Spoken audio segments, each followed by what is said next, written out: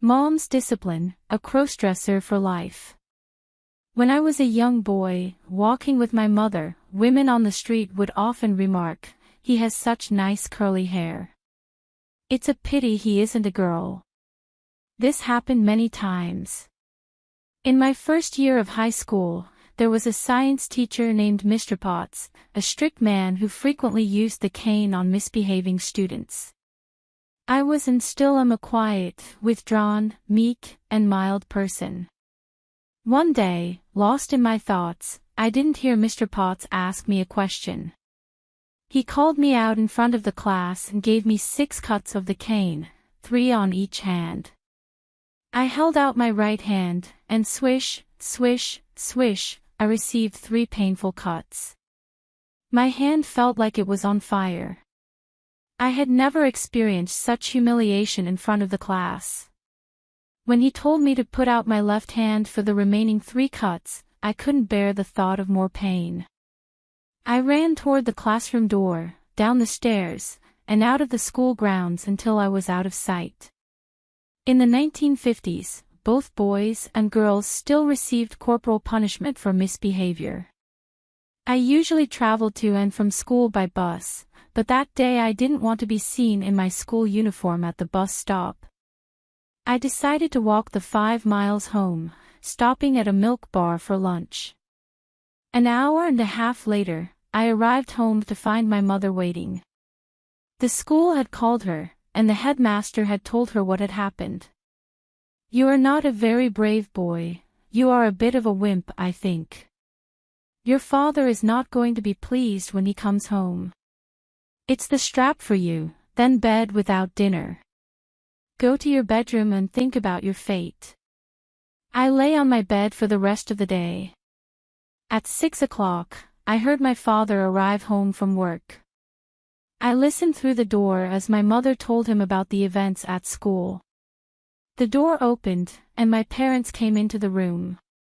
"I hear you've been a bit of a coward at school and ran away from class." My father unbuckled his leather belt and pulled it through the belt loops on his pants. "This will hurt far more on your bare back than the cane. It's 12 lashes for you, my lad." "Take off your pants," my mother ordered. I did as I was told, starting to protest. My mother told me to lie face down on my bed. Nervously, I complied. "You won't run away this time," Father said as he sat on my abdomen, pinning me to the bed. I couldn't wriggle out from under his weight. I turned my head to see my mother raise my father's belt above her head.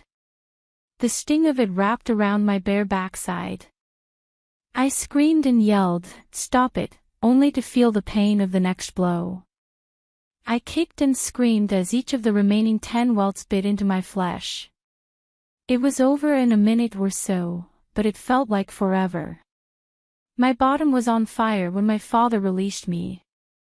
I could see the red welts on my face in the wardrobe mirror. I lay on the bed, crying for at least an hour as the pain and heat subsided. Eventually, the pangs of hunger took over.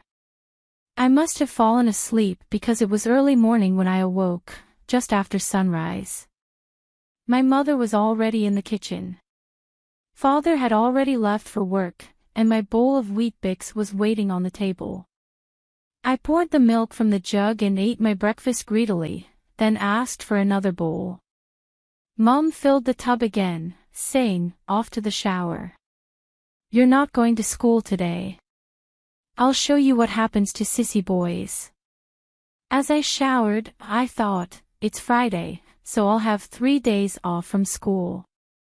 Great. I finished up and headed back to my bedroom to put on my shorts and t-shirt. Lying on the bed was a white, frilly dress. I stared at it for a moment. My mother came into the room and handed me a pair of white lacy panties and a slip. "Put these on, then the dress, sissy boy."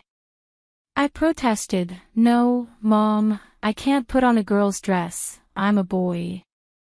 "Don't argue, sissy boy, or it's the strap again." My behind was still sore from last night's belting, so reluctantly, I obeyed. She returned with white stockings and a pair of black girl's shoes. Mom helped me put on the stockings, and then, hesitantly, I put on the shoes. She stepped back, appraising me. You look nice as a girl, better than a grubby boy. Your curly hair needs a brush. She produced a hairbrush and worked on my hair until I looked like the girl in the Ginger Meg's comic. Then she tied a blue ribbon into a bow in my hair. I looked in the mirror and saw a pretty girl staring back. Not quite right yet. Mom went out and returned with a tube of light pink lipstick, which she applied to my lips. That's better. Now you're a real sissy boy. Us girls are going shopping in town now. I was dumbfounded. You can't do that, I'll be recognized, I pleaded. Remember the strap, sissy boy. I think I'll call you Catherine now. You look just like a Catherine. Come. She led me out the door, up the path to the front gate, and into the street. One of the neighbors was passing by and stopped to look. I didn't know you had a girl child. She's a pretty little girl. Such lovely hair. Much nicer than your son's. She commented in passing. What's her name? Mom replied, Catherine. Yes, she's a pretty little girl. My legs were shaky, but at least I hadn't been recognized. We walked toward the tram stop. The cool breeze made the skirt of my dress balloon upward. Hold your dress down, put your hands in front of you, Catherine. You don't want the boys to see your panties. It's not ladylike, she instructed. I did as I was told. Walking up the street toward us were two of my schoolmates. I tried to hide behind my mother. They walked past, and I felt relieved until one of the boys looked back and whistled at me as my skirt blew up, revealing my panties. You'll have to keep that skirt under control. I don't want you turning into a slut, my mother commanded. I didn't know what a slut was, but I obeyed.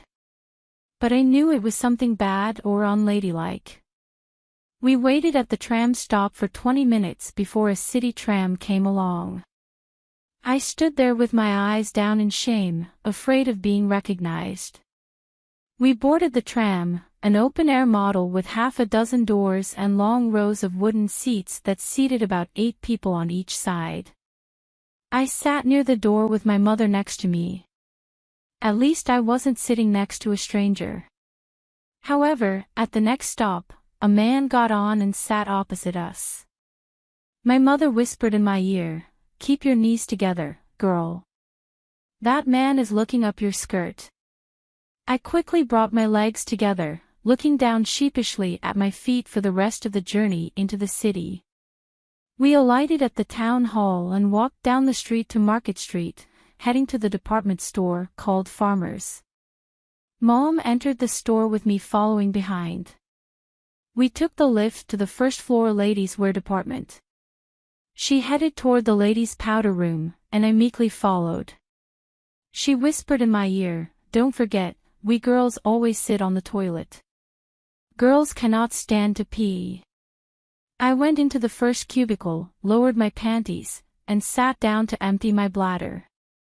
After I finished, I pulled my panties up under my dress. My mother came to the closed toilet door. "Are you finished yet, Catherine? You must not take all day."